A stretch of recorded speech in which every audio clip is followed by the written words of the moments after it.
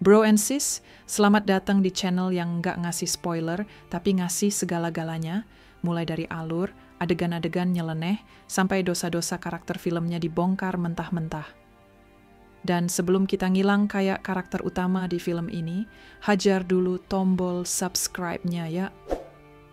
Like, kalau lo pernah pengen bisa ngilang biar bisa ngapain aja, komen film jadul apalagi yang mau lo bahas, dan share video ini ke temen lo yang hobinya ngintip. Maksudnya, nonton film thriller. Hari ini kita bahas Hollow Man, film di mana Kevin Bacon jadi ilmuwan jenius yang berhasil ngilangin badannya, tapi sayangnya otaknya juga ikut hilang. Dari penemuan brilian, berubah jadi hasrat yang bikin ngeri. Yuk langsung kita gas, inilah alur ceritanya.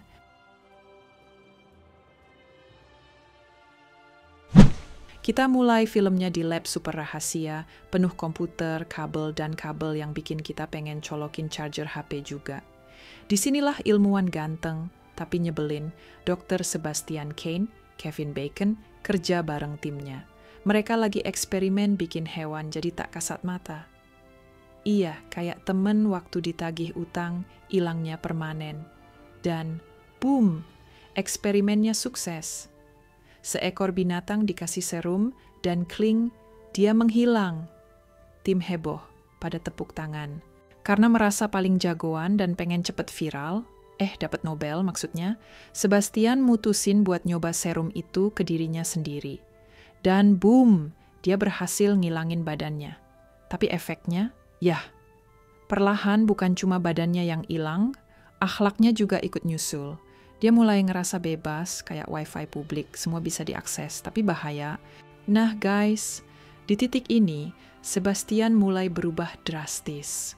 Dari ilmuwan jenius, jadi sosok yang, kalau bahasa youtubernya, kalau bisa ngilang bisa ngapa aja. Dan itu bukan sekadar kata-kata.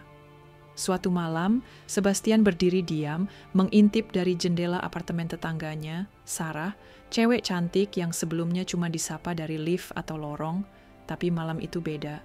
Sebastian, yang sekarang invisible, masuk ke apartemennya secara diam-diam. Kamera menyajikan suasana hening, cuma ada suara shower dan suasana kamar mandi yang lembab dan tenang. Sarah sedang mandi, nggak sadar bahwa ada sosok tak kasat mata berdiri sangat dekat. Dan disinilah film ngasih kita salah satu adegan paling disturbing. Sarah keluar dari kamar mandi, mengeringkan tubuhnya, lalu menuju tempat tidur. Tapi tiba-tiba kita lihat tubuhnya menegang, mulutnya membeku, napasnya tertahan, seolah ada sesuatu yang menyentuhnya tanpa bisa dia lihat. Lalu, dia ditarik paksa ke tempat tidur, wajahnya penuh teror. Dia meronta, tapi kita, penonton, tahu persis apa yang terjadi. Sebastian telah melewati batas, menggunakan kekuatannya untuk menggarap lahan milik Sarah secara paksa, tanpa ampun, tanpa terlihat, tanpa jejak. Bro, ini bukan lagi film sci-fi, ini udah masuk zona horor psikologis. Nggak ada monster alien, tapi ini lebih serem. Manusia biasa yang jadi predator karena nggak ada yang bisa lihat dia. Dan itu bikin ngeri karena dia tetap manusia tapi nuraninya udah hilang. Linda dan Carter mulai sadar, kok alat lab dipakai seenaknya, terus si Sebastian makin sering ngilang-ngilang sendiri tanpa laporan, apalagi ketahuan dia nyelinap keluar lab waktu semua tidur.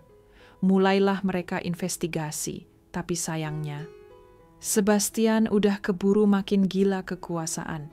Kalau awalnya dia kayak Tony Stark versi jomblo, sekarang dia kayak Thanos yang pengen hapus etika. Sebastian mulai ngebunuh satu persatu anggota timnya. Ada yang dicekik, diceburin, bahkan dibakar hidup-hidup. Semua dengan cara licik karena dia tak terlihat. Kalau biasanya pembunuh pakai topeng, ini topengnya nggak kelihatan sama sekali. Efek visual film ini keren sih buat ukuran tahun 2000, tapi juga bikin lo merinding mikirin gimana kalau Invisible Man itu nyata. Linda dan Carter yang tersisa harus kabur dari lab yang dikunci otomatis kayak escape room. Tapi versi mematikan. Sebastian udah berubah 100% jadi monster tak kasat mata. Endingnya brutal dan menegangkan.